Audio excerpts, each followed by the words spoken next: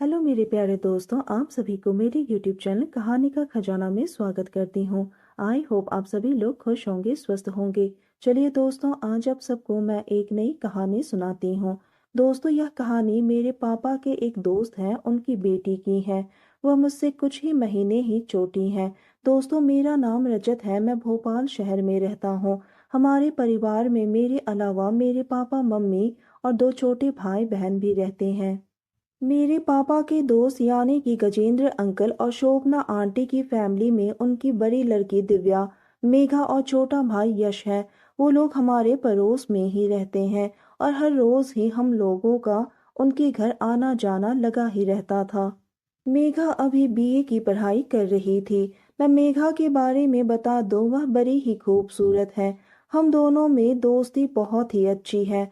मैं उससे ज्यादा बात करने लगा और उससे ज्यादा नजदीकियां बढ़ाने लगा।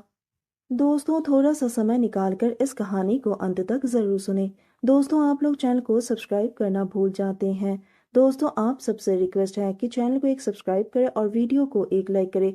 दोस्तों, आप लोगों की एक लाइक और सब्सक्राइब से बहुत ही मोटिवेशन मिलती है कि हम ऐसे ही कहानियां आप सबके समक्ष प्रस्तुत कर पाएं। दोस्तों, हम बहुत ही मेहनत से कहानी लिखते हैं। आशा करती हूँ कि यह कहानी आप सबको पसंद आएगी। चलिए अब कहानी में आगे बढ़ते हैं और आपको यह कहानी सुनाते हैं। उन दिनों ठंड का टाइम था और अंकल आंटी अपने बाकी दोनों बच्चों के साथ कुछ दिनों के लिए गांव गए हुए थे। मेघा हमारे घर में ही रह रही थी। तो सभी लोग छत पर खुली धूप में आने लगे थे। जब वो छत पर बनी बाथरूम में नहाने जाती तो सबको बोल देती, मैं नहाने जा रही हूँ, जब तक मैं आ नहीं जाऊं कोई छत पर नहीं आना। एक दिन ऐसा हुआ कि जब वह नहा रही थी तो उसने बाथरूम का दरवाजा नहीं लगाए थे। वह कपड़े लेने के लिए बाहर धूप में आकर खड़ी हो गई। उस वक्त वह एक तौलिया भर लपेटी हुई थी। मैं उसे दूर खड़ा होकर देख रहा था। बाहर आते ही उसकी नजर मुझ पर पड़ गई। उसने मुझे देखा तो झट से बाथरूम में चली गई और उधर से ही आवाज देकर बोली, तुम नीचे जाओ। उसके देख लेने भर से मेरी तो डर के मारे जैसे जान ही निकल गई। मैं नीचे भाग आया और अपने कमरे में जाकर चुपचाप बैठ गया। वह नीचे आई और उसने किसी से कुछ नहीं कहा। मुझे जरा देर के लिए शांति मिली कि अभी तो मैं बच गया। फिर मैं 2 दिन तक उसके आसपास भी नहीं आया। जब मुझे पता चल गया कि उसने यह बात घर में किसी को नहीं बताई तो मैं सहज हो गया। वो किसी को भी मेरे बारे में बताना नहीं चाहती हैं कि मैंने उसे उस दिन देख लिया था। अब मैं उसको घर का काम करते हुए देखता था और वह भी मुझे देखती। उसकी समझ में यह बात आ गई थी कि मैं उसको किस नज़र से देखता हूँ। एक दिन वह अंदर कमरे में थी और कपड़े प्रेस कर रही थी। मैं बाहर से उसको देख रहा था। उसकी नज़र मुझसे मिली तो वह हल्की हल्की मुस्कुरा रही थी। यह मेरे लिए ग्रीन सिग्नल जैसा था। अब तो मैं सोच लिया था कि कैसे भी करके मेघा के नज़दीक जाना ही पड़ेगा। फिर एक दिन हम दोनों छत पर बैठे थे। मैं मोबाइल चला रहा था। वह बोली, मुझे भी बताओ क्या देख रहे हो। मैंने बोला, कुछ नहीं।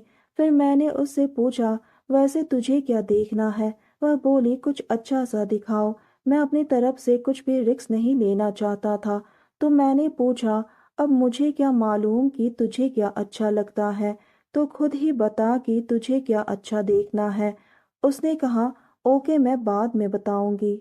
मैं समझ गया मेघा कुछ और ही चाहती है। बस किसी को पहल करने की जरूरत है। फिर एक दिन मेरी मम्मी मार्केट गई हुई थी। पापा भी घर पर नहीं थे। बस मैं, भाई और मेरी बहन थे। मेरे भाई और बहन नीचे टीवी देख रहे थे। मैं और मेघा ऊपर कमरे में थे। मेघा को चेंज करने थे तो वह बोली, बाहर जाओ, मुझे चेंज करनी है। मैंने कहा, मैं यही हूँ, मुंह उधर कर लेता हूँ, तुम चेंज कर लो। वह एक पल रुक कर बोली, ओके, लेकिन तुम देखना नहीं। मैंने कहा, हाँ बाबा, नहीं देखूंगा। फिर वो चेंज करने लगी। मैंने चोरी से उसे देख लिया तो उसको भी पता चल गया कि मैंने उसको चेंज करते देख लिया है। उसने कहा, आपने सही नहीं किया, मुझे ऐसे देख लिया। मैंने कहा, मेघा तू मेरी सबसे फेवरेट है, क्या हो गया कि मैंने तुझे चेंज करते हुए देख लिया। उसने कहा हाँ ठीक है, लेकिन आप प्रॉमिस करो कि किसी को बताओगे नहीं।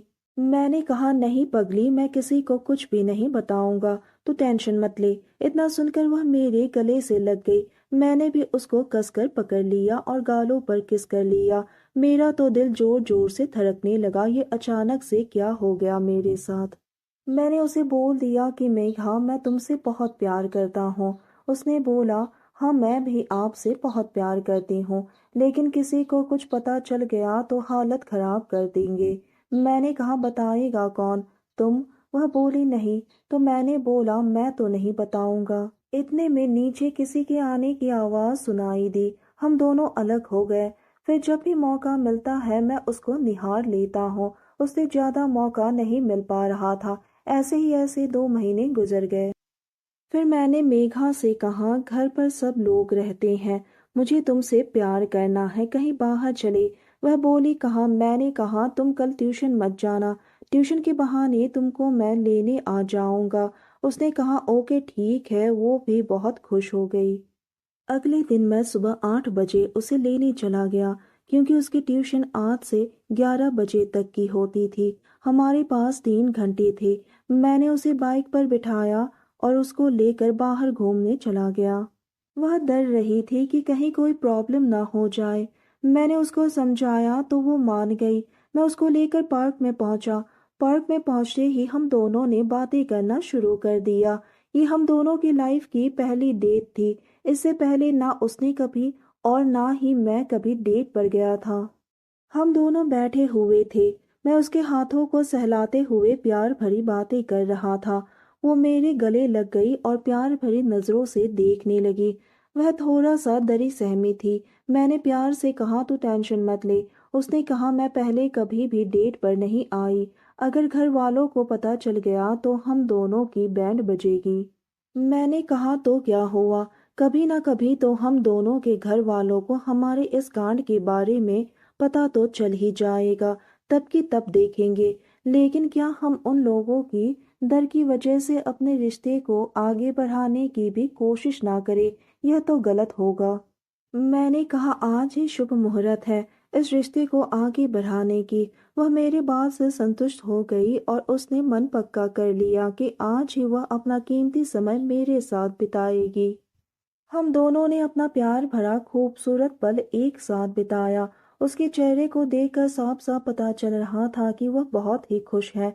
इस रिश्ते को आगे बढ़ाने के लिए वो मेरा फुल सपोर्ट कर रही थी। हम दोनों को ही पहली बार डेट में आकर बहुत ही अच्छा लग रहा था। कुछ देर तक यूं ही अपना कीमती समय बिताने के बाद मेघा ने तय किया कि अब हमें घर की ओर चलना चाहिए। मैंने भी अब देर करना ठीक नहीं समझा और मेघा को लेकर घर आने के बारे में सोचा। उसके बाद हम दोनों साथ ही घर आ गए और घर में किसी को कुछ भी पता चलने नहीं दिया, नहीं तो आफत आ जाती। और उसके बाद हम दोनों को जब भी मौका मिलता है हम दोनों बाहर घूमने के लिए चले जाते हैं और अपना कीमती वक्त एक साथ ही बिताते हैं। तो दोस्तों, यह कहानी सुनने के बाद आप सबकी क्या राय है, हमें कमेंट करके ज़रूर बताइए और साथ ही इस वीडियो को एक लाइक करें, चैनल को एक सब्सक्राइब करें और नोटिफिकेशन बेल को भी ज़रूर दबाएं, ताकि अगली अपडेट सबसे पहले आपको मिले। दोस्तों, आपकी एक लाइक और सब्सक्राइब से बहुत ही मोटिवेशन मिलती है कि हम ऐसे ही कहानियाँ आप सबके समक्ष प्रस्तुत कर पाएं। आप सबने अपना कीमती समय निकालकर इस वीडियो को सुना, इसके लिए आप सभी को धन्यवाद करती हूँ। धन्यवाद दोस्तों।